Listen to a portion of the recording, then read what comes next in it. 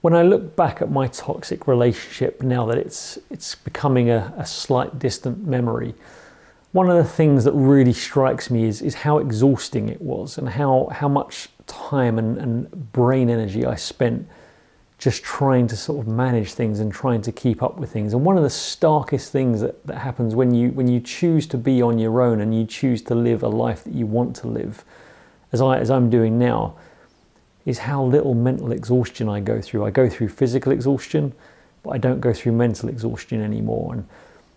And it's really hard to realize until you step out of it, until you fully recover. And I mean recover so you're not going through the emotional roller coaster anymore. Just how much of your time, energy, your soul goes into managing that and just trying to micromanage what's going on. And the other thing that becomes really clear and really obvious is how much your instincts turn out to be true and how much you should trust your gut in any situation. And while I say that, I'm aware, as I said, that some people might be a bit paranoid and some people may not have a good gut instinct. And I don't want to advise anyone to go and do anything drastic because they might be slightly paranoid or maybe distrusting themselves. But one of the things I realized coming out of it is how often I just had a feeling that something wasn't right, and how often that turned out to be true. No matter how much gaslighting, no matter how much kind of manipulation went on, when I felt something during my relationship, when I felt something was off, it usually was. And what I found afterwards is that there were a lot of behaviors, a lot of controls, a lot of manipulative practices that were put in place to make me distrust my gut instinct. So some of that was very angry reaction, sort of overreaction, the explosion to throw you off course. But I can't think of a single time where I suspected that something was wrong that didn't later on turn out to be correct. And that's, in this very, very short video, that's really what I just wanted to reiterate to people, that if you're going through this and you're in a state where you can't trust yourself, or you've been conditioned to not trust yourself, I would encourage anyone that is going through that to rely a lot on your gut instincts. If you suspect something's wrong, then the chances are it likely is. Our instincts don't often lie to us. We just don't want to believe that we're correct a lot of the time. And we've also, like I said, we've been conditioned to not trust our instincts.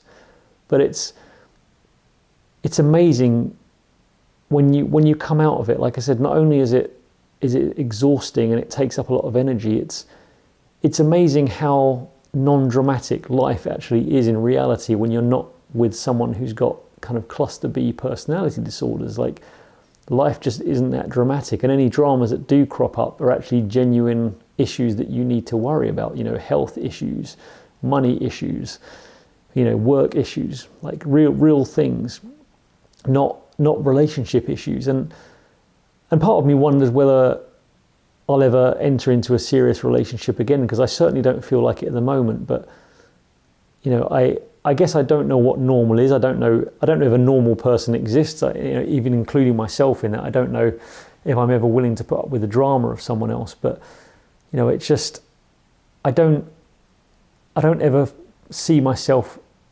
becoming vulnerable to that ever again. And I don't know if I ever want to deal with that kind of emotional drama again. And I guess, who knows, maybe I'll meet someone that's extremely kind of strong-willed, extremely capable, extremely balanced, and change my mind, and not to say that they'll like me if I ever do. But it's really, really interesting to see how little time I have to spend in my life now worrying about someone else or what they're doing, or worrying about what they're thinking, or worry about what they may be planning behind my back. It's refreshing is the best word I can use to say it. But the short message I wanted to give is there are so many times during that relationship where I suspected something was wrong, including, as I said before, including the time, the affair that ultimately broke the relationship, that really kind of caused me to wake up and go through it. But there are other times that I found out sort of retrospectively before that where I suspected something was wrong, And I'd been conditioned to ignore it. I'd been conditioned to rethink it, and including some that I found out about at the time and I kind of chose to ride with, but going back over the years as to other incidents, 5 years ago, 10 years ago, that since I found out, I probably did need to worry about, most of those were true. It's just that through a series of arguments, through a series of manipulations, through a series of explosions, through a series of gaslighting, you're taught, you're conditioned to not trust your instincts. And while I don't like the term gaslighting, and I don't like I like to talk about things in kind of plain terms, and it's why I talk about conditioning more. You do realize that there are a number of tactics that are applied to make you doubt yourself, to prevent you ever taking a firm position on that. And like I said, the common tactics that were used in my situation were, an explosion, were, having a massive argument. So if you do react and if you do suspect that something's wrong and you mention it, is to have an absolutely dramatic reaction, to flip the tables round and accuse you of being non-trusting, accuse you of, being restrictive, things like that, which are by the definition gaslighting. It's to make you doubt your own intentions, to make you doubt your own senses, your own instincts. And over time, that just gives so much leeway. It's almost like someone taking out a lawsuit against the police or something for false arrest. Maybe the police occasionally make a false arrest against someone, or are accused of harassing someone, by overreacting, by causing a massive dramatic kind of reaction. It prevents that action, or at least makes people think twice about taking the action in the first place. And again, to get back onto the political a bit, it's what we see in society now, I believe, a lot is people massively overreacting to stifle arguments, accusing someone of racism, accusing someone of misogyny, with the intention not of actually accusing them of racism or misogyny or whatever the accusation might be, with the intention of controlling and preventing them ever raising that opinion again, effectively silencing them. And that's on a kind of micro level what happens in a narcissistic relationship, and that's what kind of gaslighting does, and that's what the manipulating tactics kind of are there to do. But my recommendation to anyone, if you're going through particularly the early stages of this, if you're doubting yourself, if you're doubting kind of what you're feeling or what you're thinking, my recommendation is, and my hindsight from coming out of that is, I don't think I can think of a single instance where I suspected something was wrong and it wasn't wrong, or at least I can't think of a time where my gut instinct let me down. It was just my conditioning, my brain that overrode it and told me to not think about it. So, like I said, while I wouldn't want to see anyone kind of making wild accusations based on their gut instinct, my recommendation is, if you're in a situation where you are regularly having the feeling that something's wrong, the gut feeling, the instinct that something's wrong, don't use that as an excuse to go and accuse or start an argument.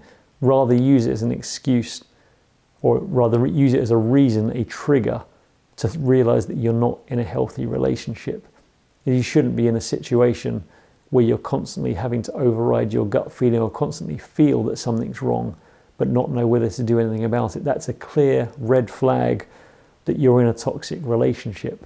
So like I said, don't take it as a reason to go or a hammer to go and hit someone with, but rather see it as a warning sign that the relationship you're in probably isn't healthy, and that you may want to start doing something about it. And that might be anything from having a conversation about that, or investigating slightly deeper, or just trying to look at your options and learn more about certain personality disorders, whether it's through this channel or another channel. But just try to assess and use it as a trigger to say, if you're feeling that on a regular basis, and if in a situation where you're not in a relationship like I am now, I don't feel it at all, not at all. If I meet someone that I think has a not so nice personality, I just don't have to interact with them anymore. The worst case scenario is I have to deal with someone at work that I might think is slightly off, but I can come home and forget about it completely.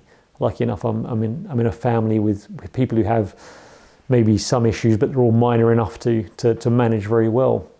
So in normal life, you don't have to kind of keep having your gut instinct triggered. And if you are in a relationship, like I said, take it as a sign that it's probably not the healthiest relationship and you may want to reconsider it. And that's really just the intention of this short video, is just to reiterate that gut instinct is there for a reason. You know, I think we're pretty in tune with what's going on, in tune with very, small changes in body language with people's behavior. And what we see in narcissistic relationships are conditioning, manipulative behaviors to make us doubt ourselves and make us doubt that gut instinct. But trust it, it's there, it makes sense. It's an ability that's been developed over a number of years in your life, and probably, through evolution and passed on through a number of years before we were even around. And I think we should rely on it more, and I certainly wish that I had in my own relationship.